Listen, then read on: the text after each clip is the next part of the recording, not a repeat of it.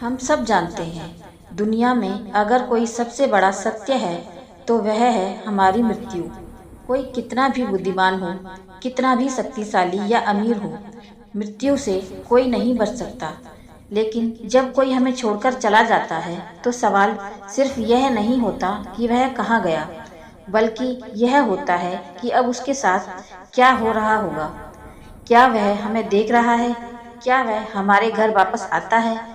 क्या उसकी आत्मा पीड़ा में है या शांति में? गरुड़ पुराण कहता है, मृत्यु सिर्फ अंत नहीं, बल्कि आत्मा की सबसे रहस्यमयी यात्रा की शुरुआत होती है।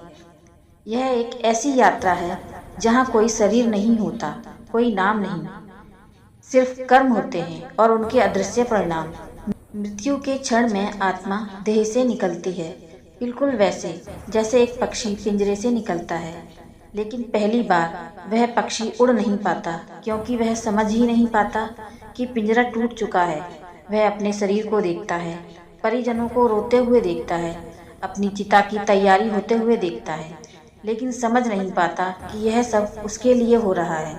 गरुड़ पुराण कहता है कि मृत्यु के ठीक बाद आत्मा भ्रम की स्थिति में रहती है। उसे लगता है कि वह अभी भी जीवित है, बस लोग उसे अनदेखा कर रहे हैं। वह उसकी समझ से बाहर होता है और तभी आते हैं यमदूत, दो दिव्य प्राणी जिनका स्वरूप सांसारिक नहीं होता।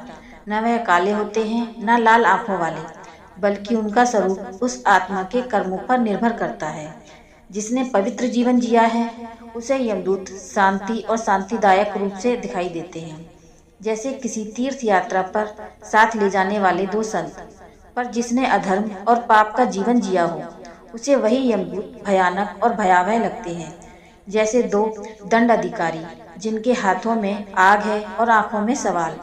मृत्यु के बाद यह यमदूत आत्मा को तत्काल यमलोक नहीं ले जाते। गरुड़ पुराण के अनुसार पहले 24 घंटे तक आत्मा को यमदूत वही स्थान पर रखते हैं जहां उसके शरीर का अंतिम संस्कार होना होता है। क्यों? क्योंकि वह काल होता है जब आत्मा अपने कर्मों का पहला दर्शन करती है। इस दौरान आत्मा को अपना संपूर्ण जीवन चलचित्र की तरह दिखाया जाता है, बिना किसी शब्द के, बिना किसी तर्क के।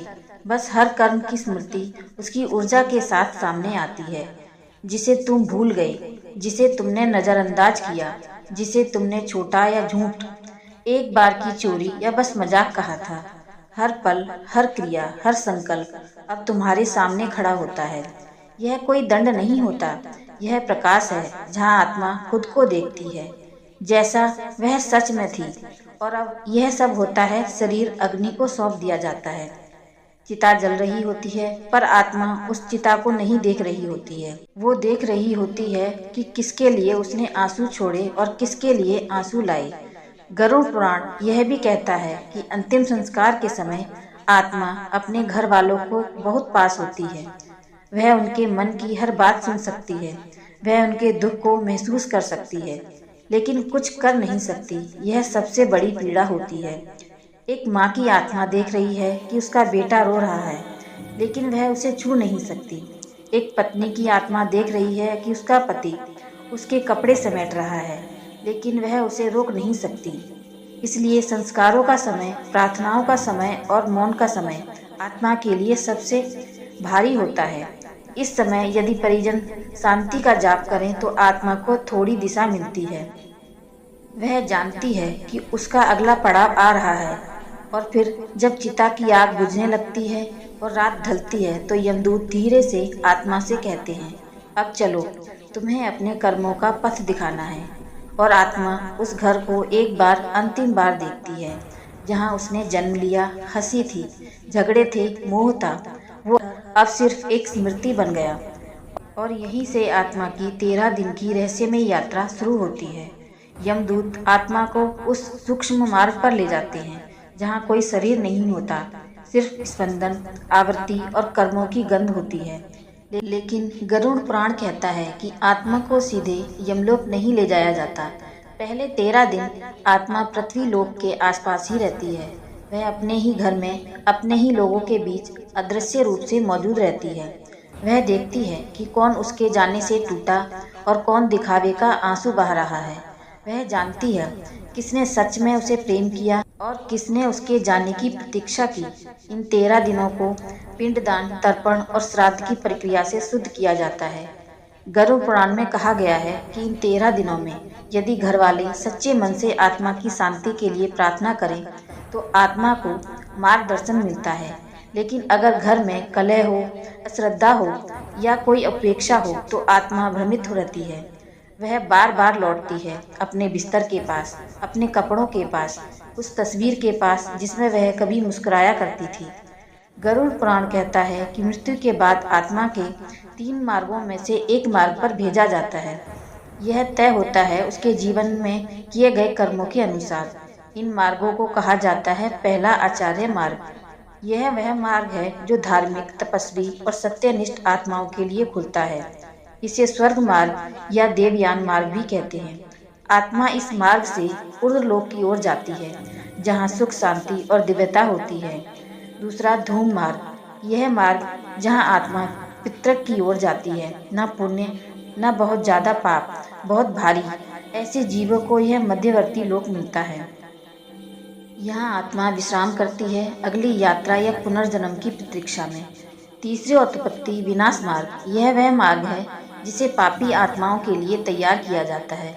इसे नरक मार्ग कहते हैं। यहाँ आत्मा को अपने कर्मों के अनुसार कठिन दंड भोगना पड़ता है। लेकिन इन तीनों मार्गों से पहले आता है एक खतरनाक पड़ाव जिसे पार किए बिना कोई आत्मा आगे नहीं बढ़ सकती। यह पड़ाव का नाम है वैतरणी नदी। गरुड़ पुराण में इसका वर्णन अत्यंत भयावह रूप में किया गया है। यह कोई साधारण नदी नहीं बल्कि यह आत्मा की परीक्षा की नदी है। यहाँ आत्मा को स्वयं के कर्मों की धारा में उतरना होता है। जिसने जीवन में दान, सेवा, सत्कार किए हों वह आत्मा इस नदी को पार कर जाती है, जैसे कोई संत गंगा के जल में स्नान करता हो। लेकिन जिसने अधर्म, लोभ, हिंसा और मिथ्या आचरण किया हो वह आत्मा वैतरणी में गिरती नहीं है, वह उसमें फंसती है। गरुड़ पुराण कहता है कि पापी आत्मा के लिए वैतरणी नदी रक्त, कीचड़ और कीटाणुओं से भरी होती है। उसके जल में होते हैं भूखे मगरमच्छ, भयंकर सांप और ऐसे जीव जिनकी आंखों से आग और मुख से साफ निकलता है। वैतरणी में प्रवेश करते ही आत्मा को लगता है मानो 12 सूर्यों की किरणें एक साथ उसके ऊपर पड़ रही हों और वो जल रहा होता है। वह चीखता है लेकिन कोई नहीं सुनता। उसके शरीर पर मांस नहीं, सिर्फ स्मृति होती है। लेकिन उस स्मृति को चीरकर वैतरणी की लहरें उसे घसीटती हैं। जो आत्मा इस वैतरणी को पार नहीं कर पाती वह यमलोक तक नहीं पहुंचती बल्कि अधर में लटकी रहती है। इसलिए गरुड़ पुराण बार बार कहता है कि जीवन में गाय, ब्राह्मण, पवित्र जल और वास्तविक सेवा का महत्व समझो, क्योंकि यही चीजें वैतरणी के समय तुम्हारी नाव बनती हैं। और जब आत्मा किसी तरह वैतरणी पार कर लेती है तो वह पहुंचती है उस द्वार पर जहां यमराज की सभा होती है। लेकिन यह कोई साधारण द्वार नहीं, यह एक ऊर्जा चक्र है जहां आत्मा की गति अचानक रुक जाती है। उसके सामने एक विशाल भवन होता है जिसके स्तंभ समय के हैं और दीवारें कर्मों की हैं। यहीं पर होता है आत्मा का मूल्यांकन। गरुड़ पुराण बताता है कि यमराज केवल न्यायाधीश नहीं हैं, वे धर्म स्वरूप, विचारशील और करुणामयी हैं। उनका स्वरूप तेजोमय है, न क्रोधी न राक्षसी, बल्कि शांत, गंभीर और आत्मा के अंतर्मन को पढ़ने वाला। जब आत्मा उनके सामने लाई जाती है तो वहाँ अकेली नहीं होती, वहाँ होते हैं चित्रगुप्त, जिनके पास आत्मा के हर छोटे बड़े कर्मों का लेखा जोखा होता है। उनकी पुस्तक कोई सामान्य ग्रंथ नहीं, वह आत्मा के भीतर के विचारों को भी दर्ज करती है। जो तुमने सिर्फ सोचा था पर कभी कहा नहीं, जो तुमने चाहा था पर कभी किया नहीं, वह भी उस ग्रंथ में लिखा होता है। चित्रगुप्त उस आत्मा का पूरा जीवन यमराज के सामने खोलते हैं और आत्मा अपने ही जीवन को अपने ही न्याय की प्रतीक्षा में देखती है, बिल्कुल उसी तरह जैसे कोई अपराधी अपने अपराध को स्वीकार करता है। गरुड़ पुराण कहता है कि पाप पुण्य का हिसाब संख्या में नहीं, गहराई में होता है। एक व्यक्ति ने एक बार किसी भूखे को अन्न दिया, लेकिन पूरे प्रेम से दिया तो वह एक पुण्य 1000 पापों को धो सकता है। और कोई व्यक्ति रोज पूजा करता रहा लेकिन अहंकार में डूबा रहा तो वह पुण्य फल नहीं देता। यहाँ छल नहीं चलता, यहाँ तर्क नहीं चलता, यहाँ सिर्फ सत्य चलता है। फिर आता है वह क्षण जब निर्णय लिया जाता है कि आत्मा को स्वर्ग, पितृक या नरक में किस दिशा में भेजा जाएगा। अगर आत्मा ने अत्यंत पुण्य किए हों तो यमराज स्वयं उठकर खड़े होते हैं और उसे यमदूतों के साथ स्वर्ग के द्वार तक विदा करते हैं, जहां अप्सराएं स्वागत करती हैं और आत्मा एक दिव्य प्रकाश में विलीन होती है। लेकिन अगर आत्मा ने पापों से भरा जीवन जिया हो तो उसके सामने खुलता है नरक का मार्ग। गरुड़ पुराण कहता है कि नरक कोई एक स्थान नहीं बल्कि अनेकों लोक हैं, हर एक विशेष पाप के लिए एक विशेष दंड। अब आप सुनिए कि उन नरकों के नाम और किस पाप की आत्मा को वहां भेजा जाता है। गरुड़ पुराण में कहा गया है कि सृष्टि में 84 लाख योनियां हैं। इनमें से केवल एक योनि मानव योनि ऐसी है जिसमें आत्मा को कर्म सुधारने, मोक्ष पाने और ब्रह्म को जानने का अधिकार है।